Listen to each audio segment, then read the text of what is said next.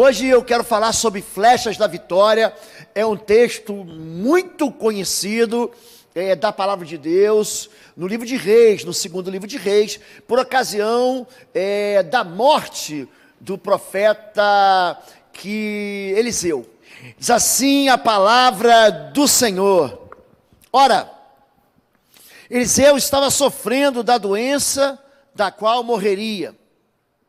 Então Jeoás, rei de Israel, foi visitá-lo e, curvado sobre ele, chorou, gritando: meu pai, tu és como os carros e os cavaleiros de Israel.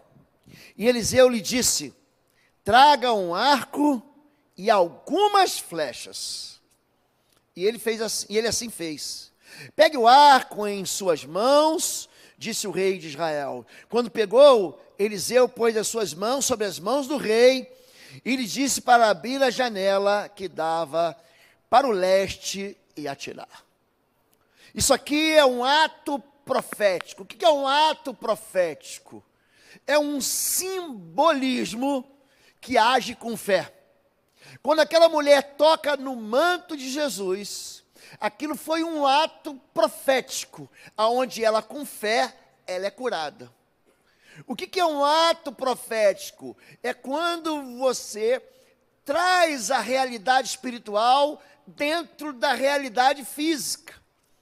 Aqui o rei estava visitando um profeta que já tinha feito 19 milagres, ele ainda vai fazer mais um, e aqui o profeta vai liberar uma última profecia sobre o rei de Israel e sobre os inimigos de Israel. Ele fala assim: me traga aqui um arco e algumas flechas. E ele então pega a sua mão profética e coloca sobre a mão daquele rei e fala para ele assim: abre a janela, porque nós vamos lançar flechas para o leste. Quem é que estava no leste, gente? O inimigo de Israel, que era a Síria. A Síria era uma dor de cabeça para Israel, era uma nação que invadia sistematicamente e tomava. Havia um rei chamado Ben-Hadad. Pensa num rei maligno, pensa assim num rei que foi uma pedra de sapato para Israel. Então ele invade Judá, ele invade a Judéia, ele invade Israel, ele vai tomando territórios. Israel está cansado de ser assolado, de ser castigado, de ser invadido. Então o rei, ele reconhece a autoridade. Quando você diz assim, ele colocou a mão sobre a mão do rei. Todo mundo, eu e você, precisamos de cobertura espiritual. Eu ensino isso quando eu ministro na área de guerra espiritual, que você precisa de cobertura, armadura e patente espiritual. A cobertura, quem te dá é o teu pastor e a tua igreja. Gente que não tem pastor, são pessoas que vão ser afetadas no mundo espiritual e vão ficar de joelhos. São pessoas que vão experimentar derrotas.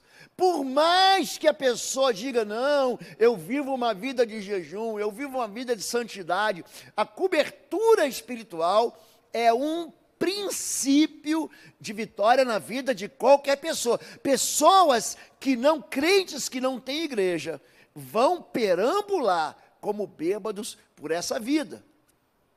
Gente que pula de igreja em igreja, que uma hora está no ministério A, hora no ministério B, hora no ministério C, porque Deus me disse para mudar para cá, porque Deus me disse para mudar. Na verdade, são pessoas feridas, que quando Deus vai tratar aquela dor, sente o mal-estar e eles disparam um mecanismo de fuga. É só isso.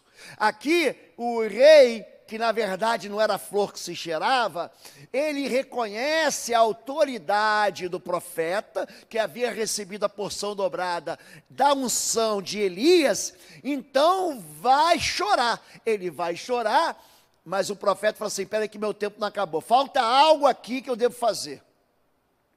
Pega um arco e pega flechas e abre a janela que dá para o leste, e ele continua: Eliseu declarou: esta é a flecha da vitória do Senhor. Ele pega uma flecha assim. A flecha é uma flecha. Não tem poder na flecha. A gente brinca aqui no Vale do Sal Grosso, não tem poder no sal grosso, é só um churrasco. Tem gente que acha que tem poder em óleo. Não, porque o óleo ungido, não existe na Bíblia essa expressão óleo ungido. Existe óleo de unção, o qual você consagra ao ministério, o qual você unge reis, o qual você unge sacerdotes. É o óleo, o poder não está no óleo, o poder está no Senhor. Então ele faz um ato profético, ele pega uma flecha e mostra para o rei. O profeta diz: essa daqui é a flecha da vitória do Senhor.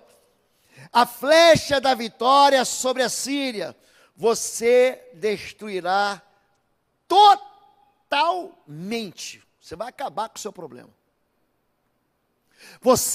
O que Deus está dizendo aqui é que existe uma solução para os seus problemas de invasão, de derrota, de fracasso, de sequestro dos seus bens.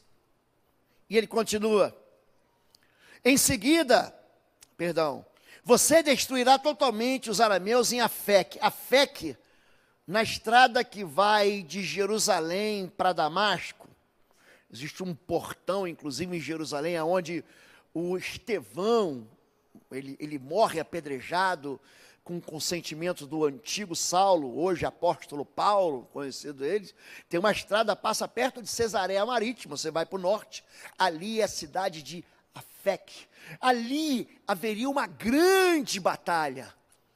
E ele continua: em seguida Eliseu mandou o rei pegar as flechas e golpear o chão. Ele golpeou o chão 3 vezes e parou. O homem de Deus ficou irado com ele e disse: você deveria ter golpeado o chão 5 ou 6 vezes. Então iria derrotar a Síria e a destruiria completamente. Mas agora você derrotará somente 3 vezes. Então Eliseu morreu e foi sepultado. Que tipo de crente você é? Que tipo de crente que nós somos? É o crente das 3 flechas? É o crente satisfeito com o pouco? Deus, ele pode dar tudo? Deus, ele pode dar muito? Ou Deus, ele pode dar nada? Isso vai depender de você, não depende de Deus. O poder de Deus, ele está disponível a quem crê. O poder de Deus, ele está disponível para quem busca o poder de Deus. Deus, ele é fonte daquilo que nós precisamos. Mas o problema somos nós mesmos. Esse homem, ele tem uma palavra profética, só que ele vê o inimigo dele, ele fala assim: é grande demais, eu não posso com ele. Ele encontra um primeiro bloqueio, uma primeira dificuldade na vida dele, e ele fala assim: para mim já deu. Eu não consegui acessar, então essa porta está fechada, e eu desisto. É quando o crente fica satisfeito com nada, você sabe disso. Existem daquelas 12 tribos que saem do Egito, eram escravas. Tem 3 tribos, ou 2 tribos e meia, que jamais entraram na terra da promessa. Rúben, a tribo de Gade e metade da tribo de Manassés nunca entraram na terra da promessa. Preferiram ficar morando no deserto. Tem gente que fica satisfeito com vida ruim. Tem gente que fica satisfeito com pouco. Tem gente que fica satisfeito apesar de ter tudo, apesar de poder ter tudo, apesar de poder desfrutar de tudo, fica satisfeito com aquele mundinho pequenininho dele. Foi isso que aconteceu com o rei Jeoás. O rei Jeoás, ele podia resolver os problemas. Ele falou assim: não, aqui está bom. Ele podia solucionar a vida dele, a vida da nação dele. Ele podia solucionar o futuro dele. Ele falou assim: não, já basta.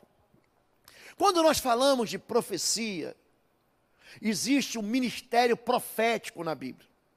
O ministério profético, ele é dado pelo espírito da profecia.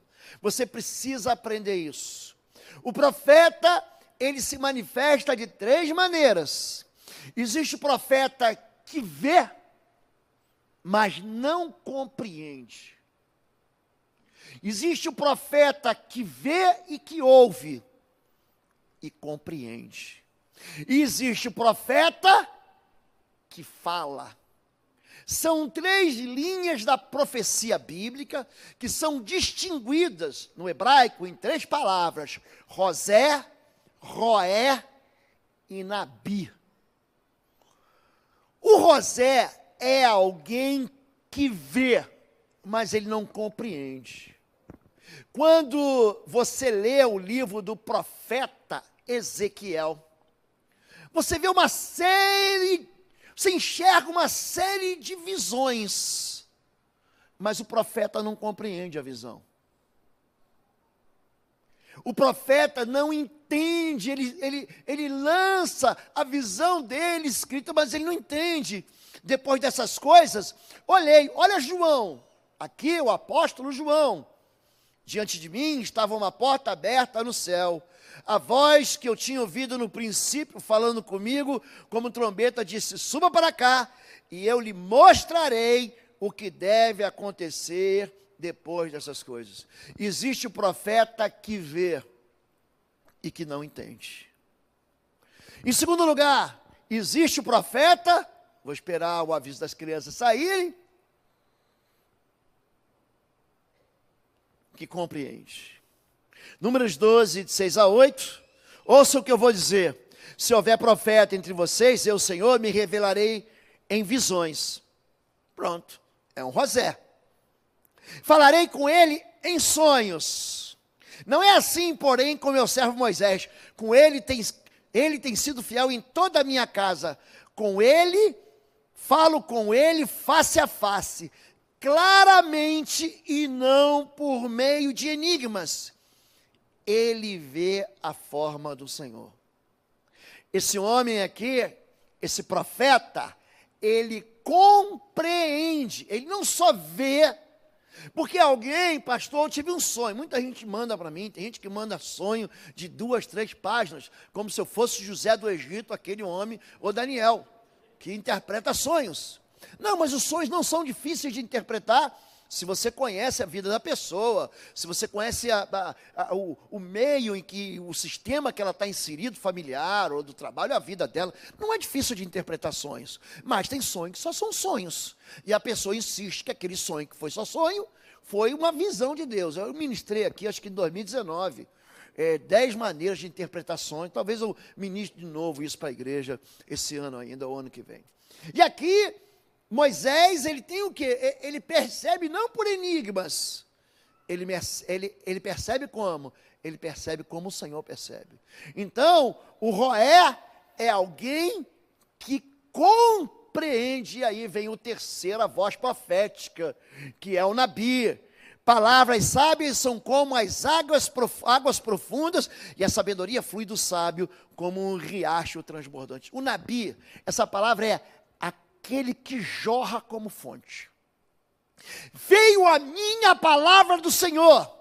Então, quando os profetas Sofonias, Obadias, Abacuque, Malaquias, Zacarias, Isaías, Jeremias, Daniel, ele fala: peso do Senhor sobre mim, veio a palavra de Deus para mim. Então ele começa a transbordar. Isso que significa Nabi, aquele que transborda, aquele que fala.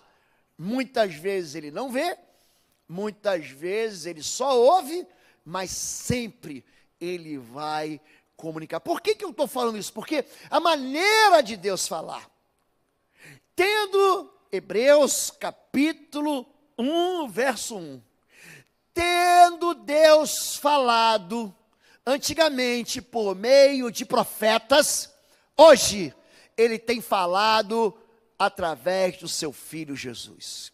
Qual é a maior profecia que existe? É a profecia bíblica, é a palavra de Deus. O profeta naquele tempo, o profetismo naquele tempo, muita gente liga a profecia à adivinhação do futuro. Gente, isso é bruxaria, isso é feitiçaria. Eu não estou dizendo que Deus não conhece o futuro, Deus conhece o futuro. O amanhã pertence ao Senhor. Os discípulos perguntam: quais são os sinais da tua vinda? Como isso vai acontecer? Ele dá sinais, mas ele diz: quanto ao dia e a hora, ninguém sabe.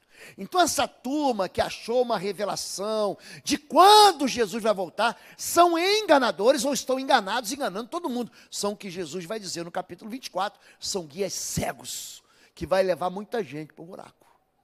Quando a Bíblia fala sobre isso, ela não só fala sobre o tipo de mensageiro, mas ela fala sobre o tipo de pessoas que recebem a mensagem. Então, existem aqui dois tipos de crentes. Olha Esdras capítulo 3, verso 10. Eles estão restaurando o templo destruído pela Babilônia. Aqui, o templo de Israel tinha sido queimado, tinha sido destruído, a Arca da Aliança tinha sido levada não sei para onde, não ficou pedra sobre pedra. E aqui, eles estão festejando o quê? A construção de um novo templo. Quando, pois, os edificadores lançaram os alicerces do templo do Senhor, porque não havia templo, todo o povo judeu, com altas vozes, quando louvavam ao Senhor, pela fundação da casa do Senhor. Porém, muitos dos sacerdotes, levitas e chefes dos pais, já idosos, que viram a primeira casa, ou seja, o primeiro templo, choraram em altas vozes. Quando à vista foram lançados os fundamentos dessa casa, mas muitos levantaram as vozes com júbilo e com alegria, de maneira que não discernia o povo as vozes do júbilo e de alegria das vozes do choro do povo, porque o povo jubilava com tão altas vozes que se ouvia o som de muito longe. Tem dois tipos de crente: o crente que se alegra e o crente que se lamenta. O crente que está feliz pelo recomeço, e o crente que está preso lá no passado, infeliz porque aquele passado ele acha que é melhor do que o futuro que está hoje. Tem dois tipos de crente: um crente que ele é feliz com aquilo que a gente está fazendo, e o crente que vai sempre comparar e vai dizer: não, mas no meu tempo, não, mas na minha época não era assim. Como se o passado fosse melhor do que o futuro. Aliás, o profeta não, o rei Salomão, ele diz que não é sábio você olhar para o passado e dizer o seguinte: o passado é melhor do que hoje. Por quê? Porque o passado está passado, mas o hoje você vive agora, é a experiência que você tem. Quando a Bíblia fala sobre esses dois tipos, tem o inconformado. Segundo Reis 13, 14 a 20, você destruirá totalmente os arameus. Josué 15, 18, eu vou dar um exemplo de uma mulher, o nome dela é Axa, inconformada. Quando Axa, ela é filha de Calebe, ela é filha daquele que venceu os gigantes, amorreus, que tomou Kiriat Arba, que hoje é Hebron. Quando Axa foi viver com Otoniel, seu marido, ela o pressionou para que pedisse um campo ao pai dela. Assim que ela desceu do jumento, perguntou-lhe Calebe: o que você quer? Eu quero um presente, respondeu ela. Já que me deu terra no Negueb, você não está entendendo, né? Já que você me deu terra no deserto, ela ganhou um presente. Qual o presente? Um deserto, não serve para nada. Já que você me deu terra no deserto, dê-me também fontes de água. Então Calebe lhe deu as fontes superiores e inferiores. Ela podia estar satisfeita. Eu ganho o Negueb para mim, ali eu posso pastorear os animais. Produção agrícola não tem. Plantação não tem. É que você pensa que deserto em Israel é que nem o deserto do Saara. Não é não, é de outro jeito, tá? No deserto você consegue sobreviver. Naquele deserto de Israel você sobrevive. Davi ficou dentro do deserto lá 11 anos, perambulando nas cavernas de En-Gedi. Mas ali não havia condições de ela prosperar. Então o que ela faz? Eu ganhei, mas eu estou insatisfeito. Sexta-feira passada nós tivemos um encontro de casais, anteontem aqui. Eu sei que teu casamento está uma delícia. Eu sei que tua família está prosperando. Aí você fala: eu não preciso. Precisa. Porque você precisa melhorar ainda mais. Eu não gosto dessa história de que time que está ganhando não se mexe. Mexe. Ele está ganhando de 1, vai ganhar de 5. É isso. Time que está ganhando também se mexe. Porque a pessoa que é conformada, vai dizer, não, ganhei de 6-0. Tinha um técnico de futebol, falava assim, ele ganhou um monte de coisa. Mas ele ganhava de 1-0, de 6-0, ganhava no pênalti, ganhava com uma bola batendo nas costas, enfim. Aí perguntaram para ele assim, mas cadê o espetáculo? E o técnico disse, quer ver espetáculo? Vai no Teatro Municipal. Adianta você ser campeão ganhando de 1-0? Hein, adianta? Você fala, eu fui campeão, mas não encanta, não emociona, não apaixona. E aqui a Agsa falou assim, eu estou feliz, papai, mas eu quero mais. E ela estava o quê? Pressionando, beliscando. Sabe aquela mulher que fica falando na cabeça do marido? Sabe como é que é? Pronto! A insatisfação te leva a você colher ainda mais. Mas existe o satisfeito, aquele que golpeia o chão só 3 vezes. Ele podia ter pego aquela flecha, 1, 2, 3, me dá mais, manda o exército trazer mais flecha aqui. Ele fica satisfeito com muito pouco. E o poder de Deus acaba sendo limitado pela preguiça ou pela satisfação desse homem. Existe gente que não ouve Deus. Quer você se volte para a direita, quer para a esquerda, Isaías 30:21.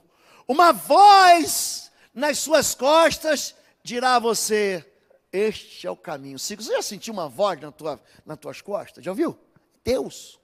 E quando Deus fala para você fazer as coisas, acredite. Vai lá, dá uma cesta básica para aquele irmão. Olha para mim. Não é o diabo, é Deus. Vai lá e pede perdão para ela, se humilha. É Deus.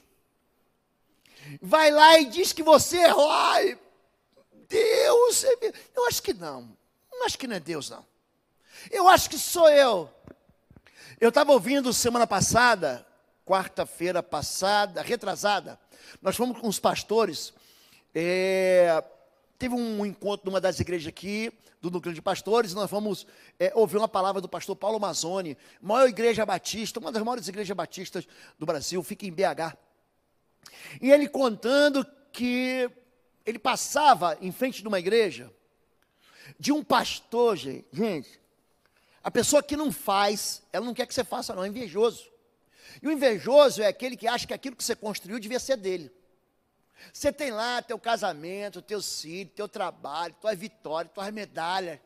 Você ora e Deus responde, aí ele fala assim, não, isso não devia ser para mim. Mas ele não ora, ele não trabalha, ele não se esforça, ele não tem amor.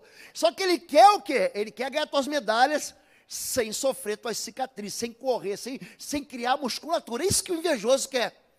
E esse pastor pegava no pé do pastor Paulo Mazzoni. Aí ele conta que ele passava de carro e Deus falava assim com ele assim, para nessa igreja aí e pergunta o que eles estão precisando. Aí você fala, não, pastor, parou nada, vazare, foi embora. Aí Deus falou com ele uma segunda vez, vai lá na igreja daquele pastor, ele passava em frente, e vai embora. Aí numa terceira vez, ele falou, tá bom, eu vou. Aí ele parou, bateu na porta da igreja, casa pastoral do lado. Aquele homem implicava com Paulo Mazzoni. E aí tudo bem, Deus mandou vir aqui, porque ele falou que você está precisando de alguma coisa. Aí o pastor, você está doido? Estou bem da vida. O que você veio fazer aqui? Não preciso de nada não. Não, então vim só tomar um café. Tomou um café, na hora de ir embora, sabe quando você vai pelo corredor e a pessoa tem que apertar a campainha aqui, o botão para abrir o portão, já viu isso aí? Nos prédios tem isso? Quando ele ia saindo, que abriu a porta e falou assim, é isso mesmo? O pastor implicante. É isso mesmo? Deus mandou você vir aqui? Ele disse, então volta aqui que eu tenho um negócio para dizer. Aí ele contou. Gente, a igreja falida, o pastor devendo, pensa uma igreja empobrecida, sofrendo. Quando ele contou o tamanho do problema, o pastor Paulo falou, eu não queria ter ouvido esse problema, eu não queria ter, meu Deus do céu. E a igreja precisava de 60 mil reais para cobrir salários, para pagar impostos. Ele chegou para a diretoria da igreja, pessoal, Deus mandou, e a diretoria, não, então Vamos investir neles. Então tem situações em que você vai ver uma voz aqui atrás para fazer o bem, para fazer o certo. Não é para pecar, não, querido. Não é para você abandonar quem você... Não é para você agredir. É o Senhor. Deus fala, como falou pela boca do profeta. E Ele vai falar para você semear. Em Gênesis 26, eu vou aqui encolher o texto. Deus, Ele fala num tempo que havia fome. Havia fome. Havia fome. E Deus vai dizer para Isaac, não saia dessa terra, eu vou te abençoar aí. É aí que eu vou te abençoar. Gente, Deus, Ele não muda de ideia, você entende isso? Deus, ele não muda o destino. Oi, gente, um rápido intervalo. Você que ainda não é membro, seja membro do canal para nos abençoar. Dá um like, compartilha. E se você quer crescer em libertação e batalha espiritual, vai lá na nossa loja www.institutoexodo.com. Os nossos livros estão lá que vão fazer você crescer nessa área e se tornar um valente na batalha. Deus te abençoe. Quando Deus te escolheu para você casar com essa moça, com esse rapaz, quando Deus te deu esse teu filho, quando Deus te deu essa igreja para você congregar, Ele não muda de ideia, pega daqui e vai para lá. Não funciona assim. Ele não é sujeito às nossas emoções, aos nossos temperamentos, às nossas raivinhas, às nossas decepções. Deus, Ele quer que você frutifique aonde? Aonde você está. E aqui Ele vai dizer, não saia. E então, naquele mesmo ano, isso é o verso 12. Essa história começa em Gênesis 26, verso 1. Aí no verso 12, você pode depois olhar na sua Bíblia, ele vai dizer o quê? Olha, Isaac formou lavoura naquele mesmo ano e colheu, para cada semente ele colheu 100 por um. Encerra assim o texto, o homem enriqueceu aqui embaixo, e sua riqueza continuou a aumentar, até que ficou riquíssimo, possuía tantos rebanhos e servos, que os filisteus, o que, gente? Os filisteus o quê? Olha, se você quer crescer, se prepara nisso. Se você quer crescer, você não vai se livrar dos invejosos, não vai. Pastor, eu quero crescer.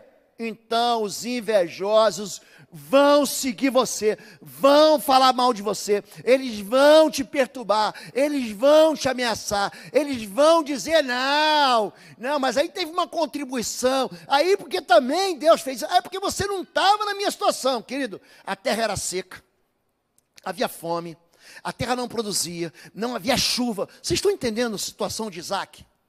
A questão da bênção era ligada diretamente à questão da obediência. Semeadura de fé traz o quê? Colheita. Aí o que acontece?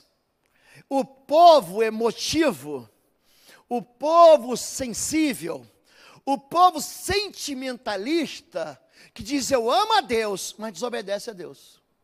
Aqui, o rei Joás, ele vê aquele homem acamado, o profeta Eliseu, o homem milagroso, está acamado, ele chora, ele grita, meu pai, mas ele não obedece. Nem todo aquele que me diz Senhor, Senhor, entrará no reino dos céus, mas apenas aquele que faz a vontade do meu Pai que está no céu. Não adianta você dizer Senhor, Senhor. Quando Jesus fala disso para aqueles homens do tempo dele, ele vai dizer, bem profetizou a respeito de vós, o profeta Isaías. Com lábios vocês me honram, mas com o coração vocês se separam de mim, se apartam de mim. Porque vocês, em vez de me obedecerem, vocês obedecem o quê? Às tradições, aos sentimentos, às culturas. Vocês estão entendendo isso? Então, muito mais do que ficar emocionado, muito mais do que um sentimentalismo, existe algo chamado obediência. Não adianta você chorar se você não pegar as flechas e lançar 5, 6, 7 flechas no chão. Isso não vai funcionar. A obediência funciona. Cuidado com a incredulidade. Você deveria ter golpeado o chão 5, 6 vezes, Marcos 6, de 4 a 6. Jesus lhe disse, Só em sua própria terra, entre os seus parentes, em sua própria casa é que um profeta não tem honra. E não pôde fazer ali nenhum milagre. Por que que Deus não opera na vida das pessoas? Porque as pessoas estão acostumadas, sabe com o quê? Com se encontrar com Deus. Você pega qualquer pecador, miserável, pessoa que precisa do milagre, pessoa que chega, não, eu faço qualquer coisa. Naamã chegou leproso, o profeta falou assim, mergulha 7 vezes no rio. Ele até questionou, mas ele foi lá e mergulhou. Aí se eu chegar para você agora, ó, passa 7 vezes na poça d'água. E dá 6 voltas em silêncio, dá mais 6 voltas em silêncio, na 7ª você grita, mas pastor, gritar em volta, que fenômeno da física é esse, que a gente vai gritar e vai cair muro? O nome disso é incredulidade limitante. O que limita a Deus? Você. O que limita o poder de Deus? Ó, o que limita? Não precisa, Deus não vai me dar. Deus não vai me curar, Deus não vai me resolver. Você lembra de Pedro, capítulo 5 de Lucas? Ele está lavando as redes, ele pescou a noite inteira, pegou nada, pegou nem sabe aquele peixinho que você coça a barriga assim, ele enche, chama baiacu, peixe prego? Ele não pegou nem um peixe venenoso, pronto, pegou nada, não pegou uma sardinha magra. Senhor, pescamos a noite inteira, Jesus, pega a rede e lança na água profunda do lado direito. E ali ele experimenta a fé de tal maneira, ele pega a rede, joga do lado, e ele fala assim, afasta-te de mim. Ele viu o milagre, eu sou um homem pecador. Cuidado, porque o teu limite vai impedir a manifestação de Deus.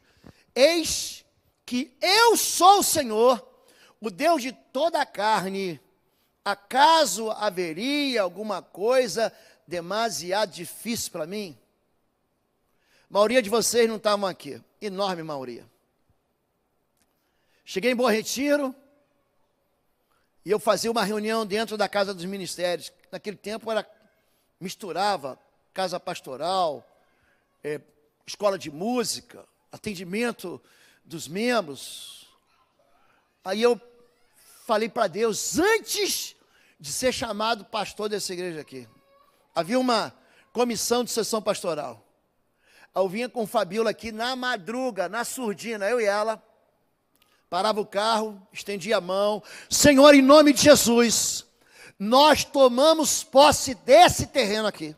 Nós precisamos desse terreno para o... Não vai dar espaço para a nossa igreja. Gente, compramos terreno, pagamos terreno, faltam algumas prestações. Gente, há alguma coisa impossível, Senhor? O que é impossível, Senhor? Nada. O impossível está aqui dentro. O impossível é aquilo que você diz que é impossível. Em Ezequiel capítulo 47, o profeta vê uma água debaixo das ombreiras da porta, vem um rio. E ele começa a caminhar no rio.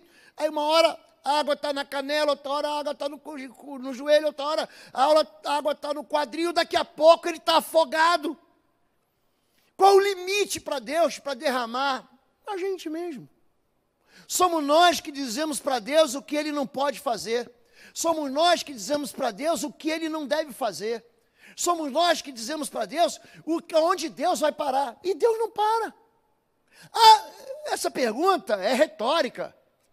É uma pergunta para você responder para você mesmo.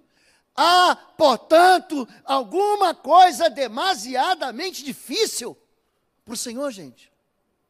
Gente, responda para você mesmo. Não existe. Não existe. E tem gente que desiste cedo demais.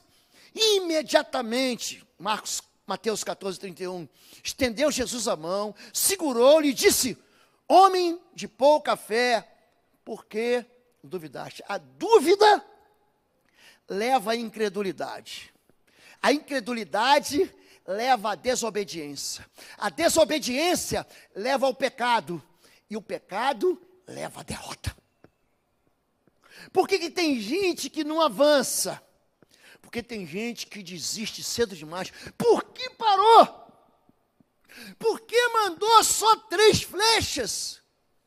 Você tem uma aljava cheia.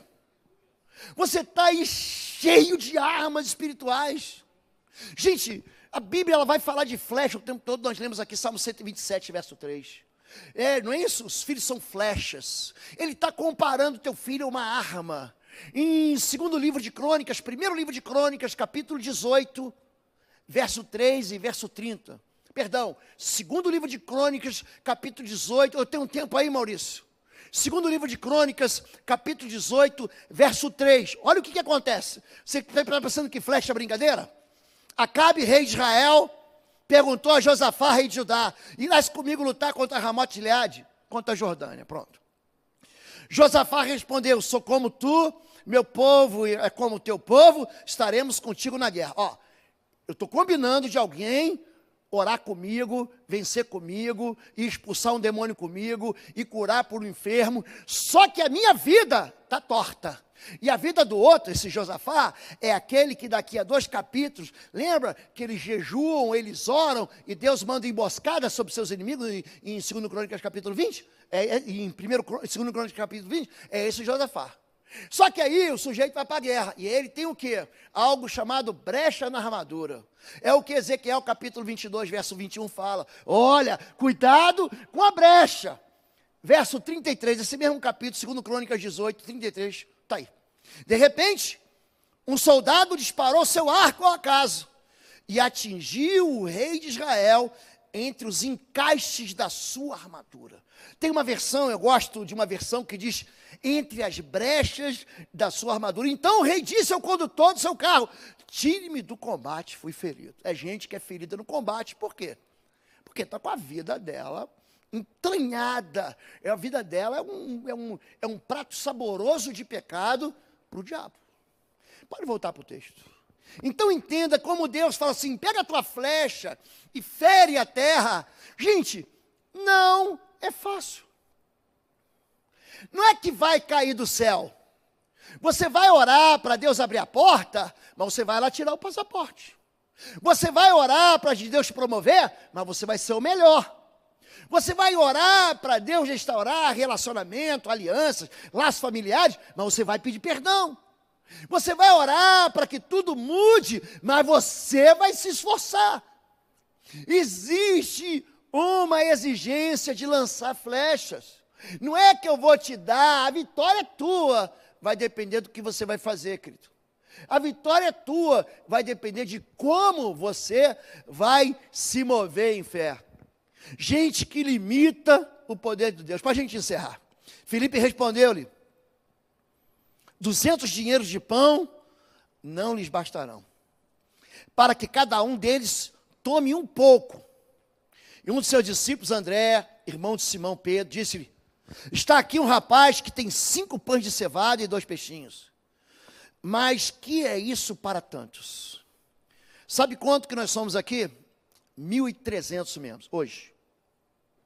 Você diga assim: pastor, uma cadeira só.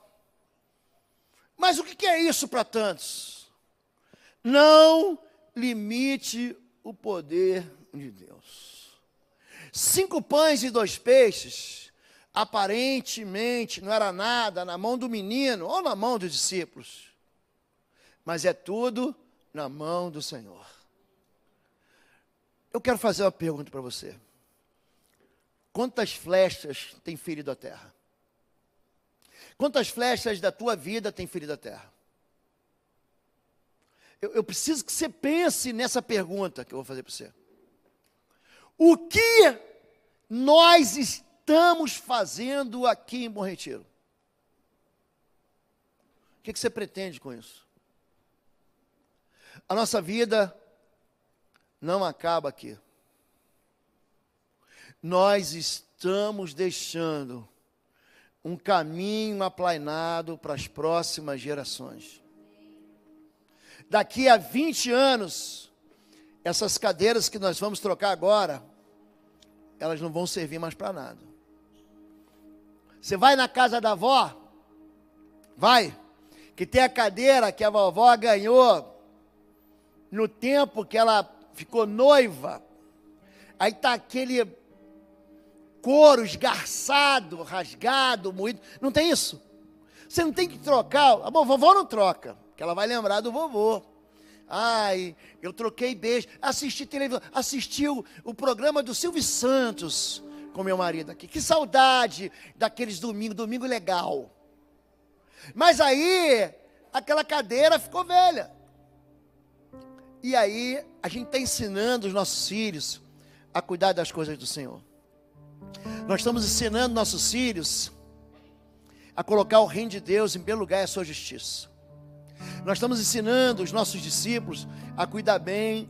Pensa um pastor enjoado, sou eu. Prega um papel nessa parede para você ver. Prega um papel. Eu sou caprichoso. Eu não venho aqui pregar qualquer mensagem. Está pensando que eu prego qualquer mensagem? Pergunta para a pastora Fabíola que hora que eu fui dormir ontem, que hora que eu acordei hoje. Pergunta. Está pensando que você vai chegar aqui e vai receber uma mensagem mais ou menos? Não, o pastor preparou ali, no estacionamento em cima da perna. Olha para mim. Não, querido. Eu mergulho no Senhor. Eu busco o Senhor. Eu oro no Senhor. Oro pela tua vida. Querido, preste atenção. Minha irmã, meu irmão. O que você está fazendo? O que nós estamos fazendo aqui? Essas pequenas disciplinas de chegar no altar, de orar, de jejuar, de se reunir nos ministérios, é cansativo. Você está no sábado teu, aí você fala assim, pastor, eu não aguento mais sair de casa. Aí você pega o teu filho e traz para o jump. Fala, pastor, estou esgotado. Eu queria ter um sábado que eu pudesse ver alguma coisa na televisão, que eu pudesse ficar na rede. Eu queria uma cadeira de balanço.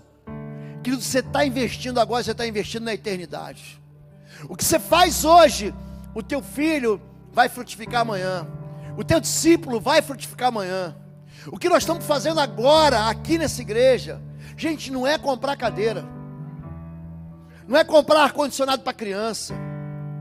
Não é dar conforto para o ministério infantil. Lá as crianças têm uma cadeira igualzinha que você está sentado aí.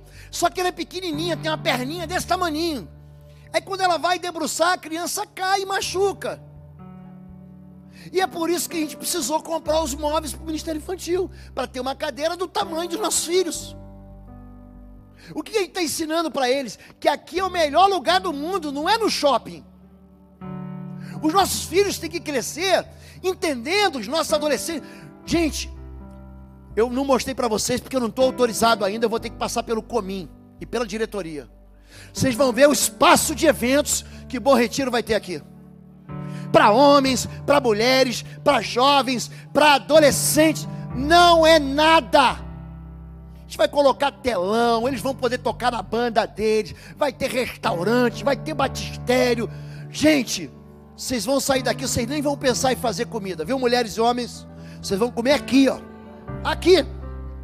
Isso tudo a gente constrói sozinho. Pastor, mas eu tenho tão pouco. Querido, que pouco? 5 pães e 2 peixes na mão do Senhor alimenta 5.000. O que nós estamos fazendo aqui? Nós estamos lançando flecha de vitória, querido. Pega essa flecha da vitória. Não deixe de participar. O meu desafio para você: não deixe de participar. Você vem para o culto, que pode estar chovendo neve, chovendo granizo, chovendo bola de fogo, chovendo canivete. Eu venho para o culto. Eu estou com vontade, eu venho. Eu estou sem vontade, isso não acontece, mas eu também venho.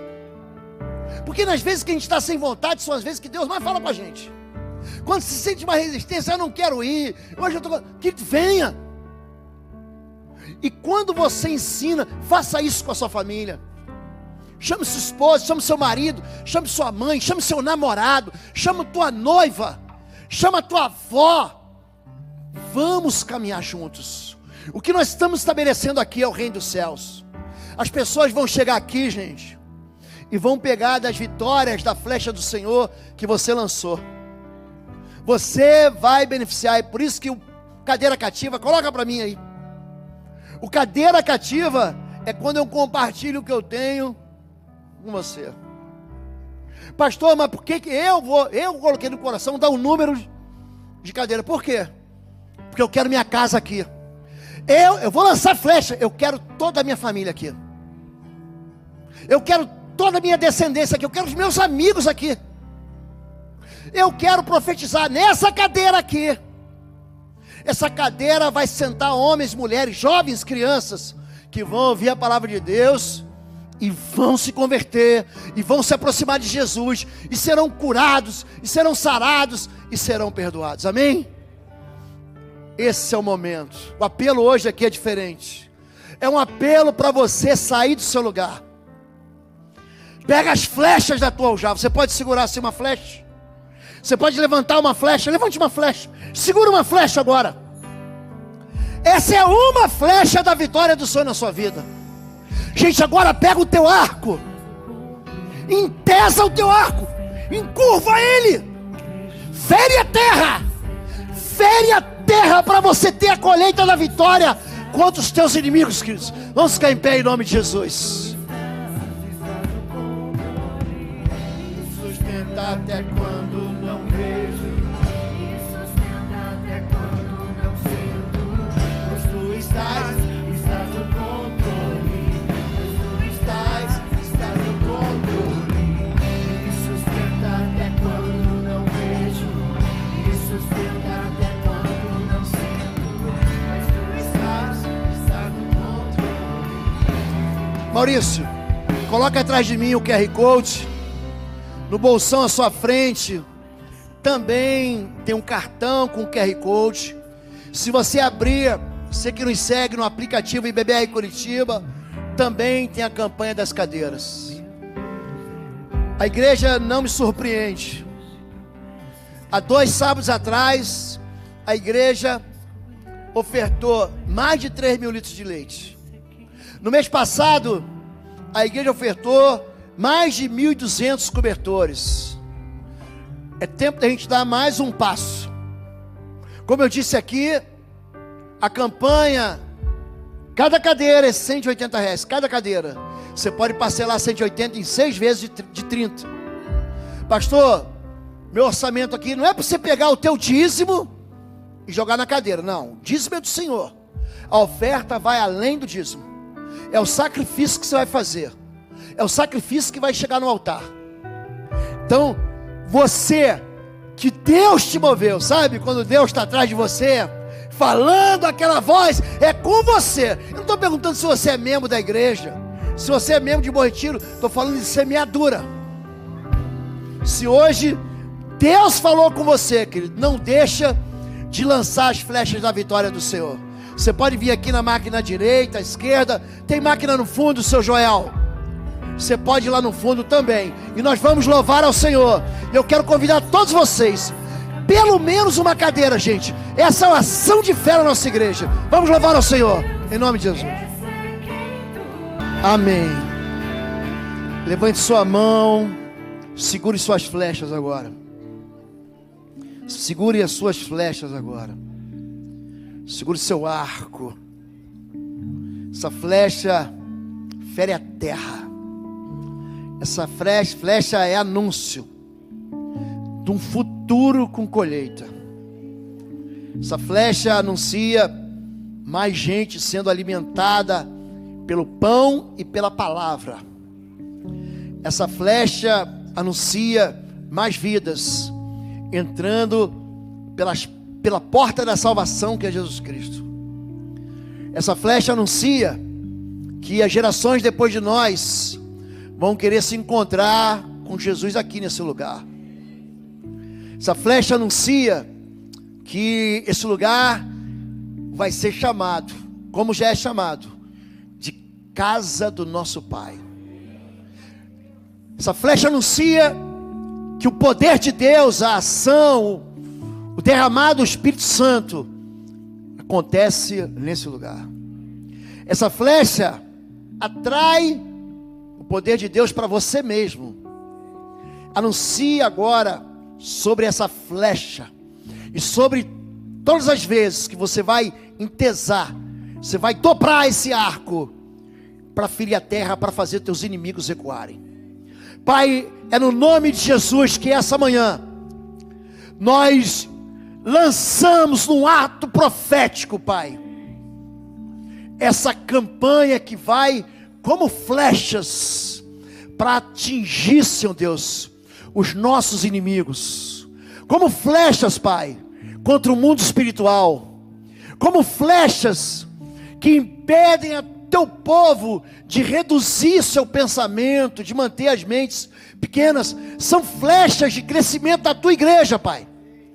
Nós anunciamos que nós entregamos ao Senhor uma aljava cheia, Senhor Deus, das flechas. Nós não desperdiçamos, nós juntos contribuímos no teu altar, e nós entregamos. Abra agora a tua mão, abre a tua mão, diga: eu entrego ao Senhor as minhas flechas, eu deposito agora nas próprias mãos do Senhor as minhas flechas, e eu te peço, Pai, recebe essas flechas, e direciona ela, Pai, contra todos aqueles que têm me enfraquecido.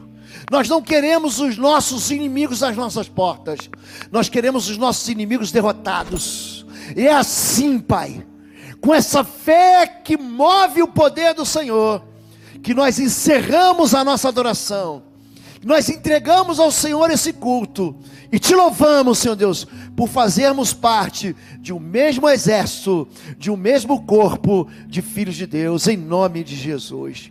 Amém e amém. Você pode dizer amém? Você pode aplaudir ao Senhor?